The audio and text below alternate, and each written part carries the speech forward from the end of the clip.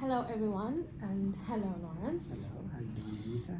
Last time you were confused about what kind of essay questions they get, so Yes. I gathered some to just give you a general good idea. Yeah. There's one. The concept of language and education is one of the major areas of interest to applied linguists. Explain. Okay. Here's another one. Fostering learner autonomy involves different factors so as to be accomplished. However, it is witnessing resistance on the part of teachers. Discuss. So this is one of the students' questions. She said, can you please tell us how to know the type of the essay we are going to write from the question?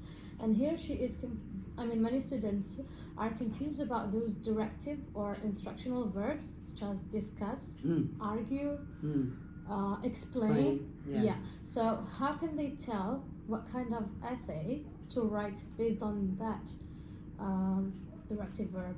Right. Okay. There's this website, Using English for Academic Purposes. Okay. It was started Andy Gillett at the University of Hertfordshire, and then I think it's now at the Open University.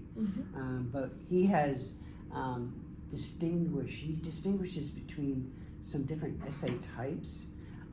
I would say that probably from an academic context standpoint, all papers are argumentative. Like, to tell somebody to argue is kind of redundant. It's like, no kidding. Yeah. You know what I mean? Of course I'm going to argue, because everything is an argument, right? So, like, let's say your explanation, you have to defend your explanation, and that's your argument, is your defense for the explanation that you give.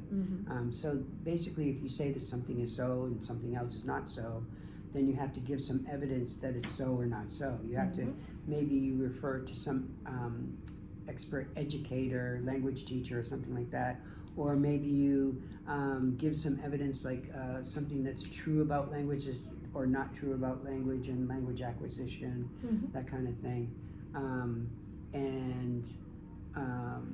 And so I think Andy Gillett's breakdown is he has argumentative essay, descriptive essay, and I think comparison contrast essay. I'm not really. Yeah, there is. It's been a long time since I looked at it, but I think that's what he was looking at.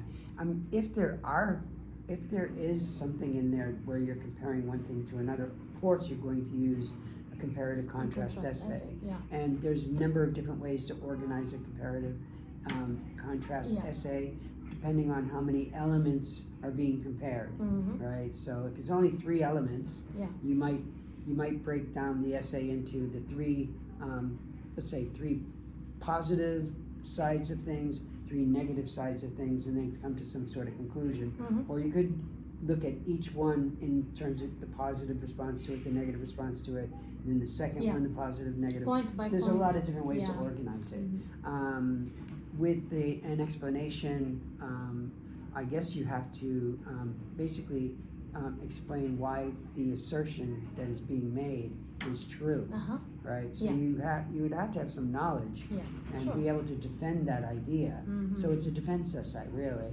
It's almost kind of like the question or the prompt is the thesis for the paper. So then you would have to argue. And I don't know anything about how to argue that. But at the same time, you have to think also, how much time do I have? How much space do I have to work in? In other words, is there a word count, that you have to attain to, or a restriction that you have to stay on, one side of? But I like the way you said that they are all kind of argumentative. They all have to argue something. A discuss essay is probably the hardest one to write, because it really does require that you look at all sides of an argument. So you kind of have to basically report all the possible positions in favor of something, and all the possible positions in rebuttal of that position, right? And then you have to take a side.